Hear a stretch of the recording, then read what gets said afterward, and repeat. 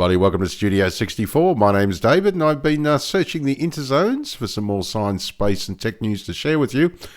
And I came across this at Indy 100. Apparently, top physicist publishes evidence we're living in a computer simulation.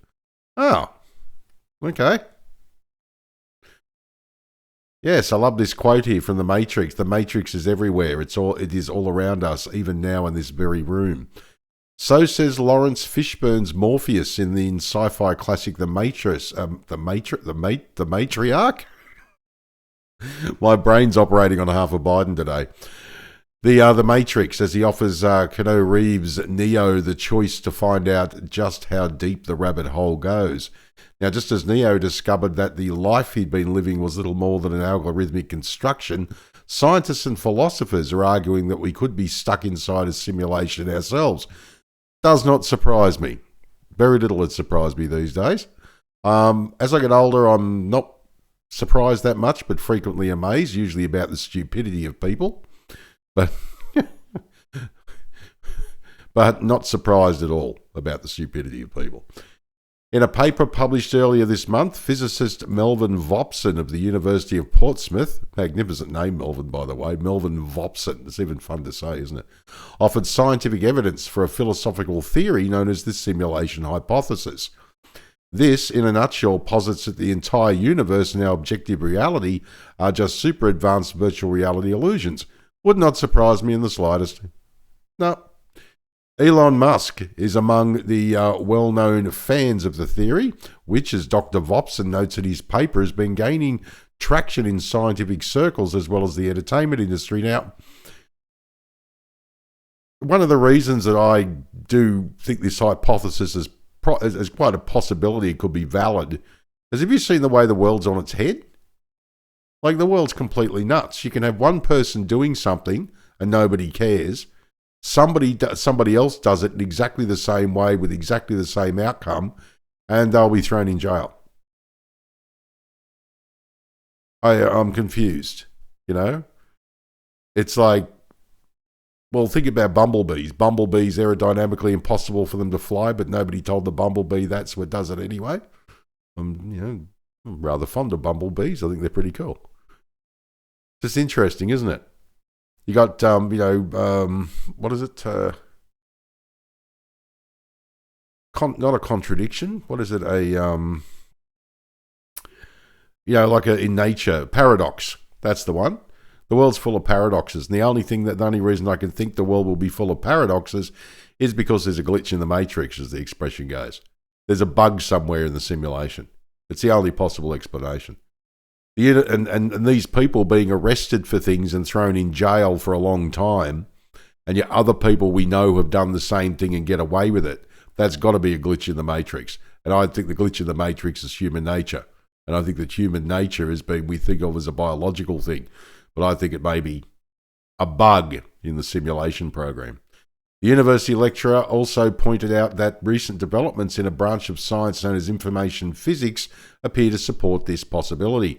And there's our little mate Elon Musk, good old Donald Trump 2.0 since he bought Twitter and turned into X. Everyone loved him before he bought X. Bought Twitter and turned into X. He was the golden-haired boy of renewable energy, and he was Rocket Man. And now Rocket Man bad. Gee, I wonder why.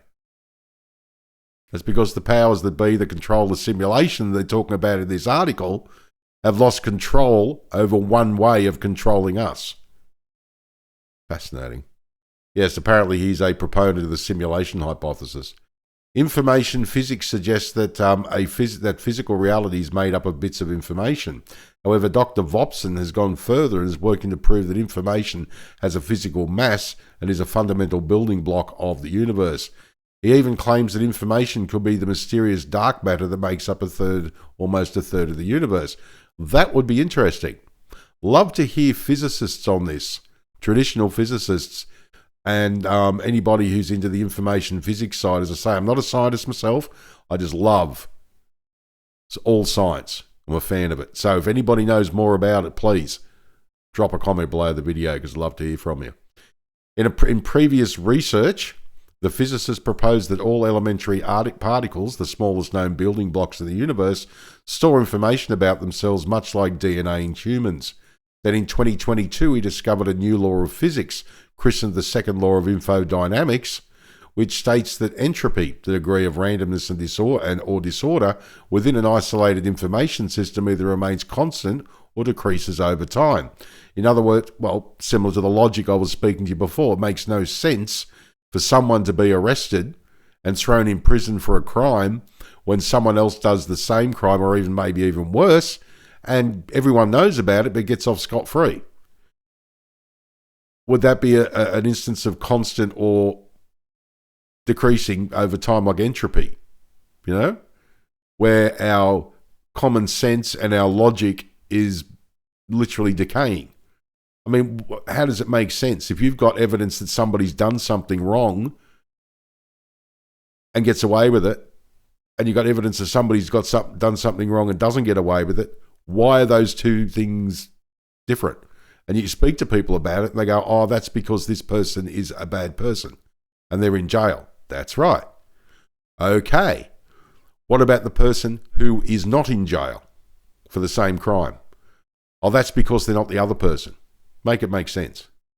So is that sort of part of our mental process just decaying? I don't understand. It's a simulation, like a bug.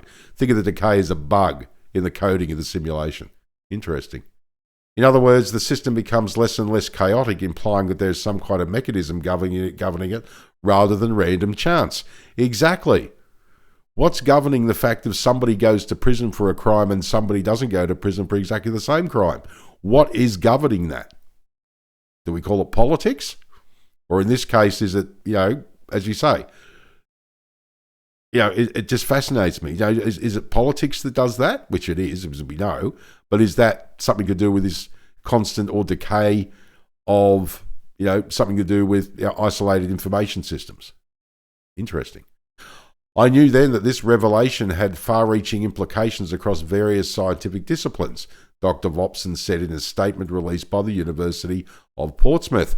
What I wanted to do next is put the new law to the test and see if it could further support the simulation hypothesis by moving it on from the philosophical realm to mainstream science. Now, if you want to hear from the man himself, I'll leave the link to the main article below the video so you can pop in and you can check this little YouTube video out. It runs for about 11-12 minutes. So pop in. I'll leave it without here for the sake of brevity. If you want to have a look at it, go in, have a look at the link, right, and check out what Dr. Melvin Vopson has to say for himself. It's very interesting. Dr. Vopson employed the law in a range of different fields, including genetics, cosmology, and even symmetry. Here he found that the abundance of symmetry in the universe, think snowflakes and facial structures, could be explained by the second law of infodynamics. Symmetry principles play an important role with respect to the laws of nature, but until now there's been little explanation as to why that could be, he said. When they snowflakes and facial structures, you could have a symmetrical face, unlike mine, which is a bit weird on both sides, but then again, it's weird on both sides, inside and outside. Inside and outside. But snowflakes are perfectly symmetrical too. Interesting. Now, my findings demonstrate that high symmetry corresponds to the lowest information entropy state, potentially explaining nature's inclination towards it. Again, put simply, nature prefers things to be as well ordered as possible.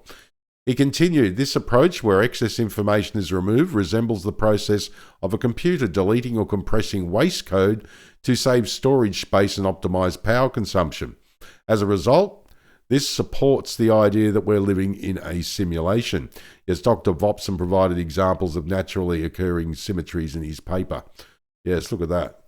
So, DNA, trees, Saturn, galaxy, etc., etc. Yeah, very interesting, isn't it? Very interesting indeed. I can see exactly what he's talking about too.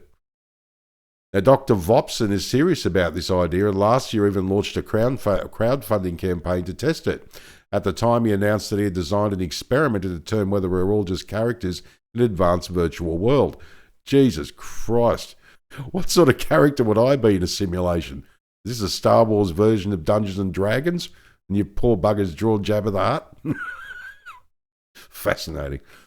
There is a growing community out there looking seriously at the possibility that information is more fundamental to everything than we think, he said in a statement released back in December. If information is a key component of everything in the universe, it would make sense that a vast computer somewhere is in control. Does not surprise me. How many science fiction books have I read about computers and there was some disaster and the remaining humans end up thinking the computer was God and worshipping it? Yeah. I mean, that's a fictional thing, but the principle could be the same. What if the God that people worship in a religious sense is a computer system?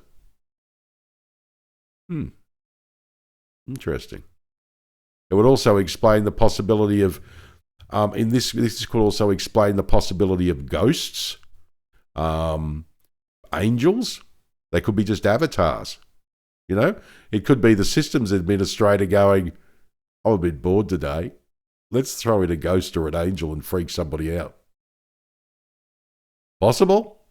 Just drag and drop the bloody object-oriented programming, drag and drop an object and just slap it into the middle of somewhere it shouldn't be.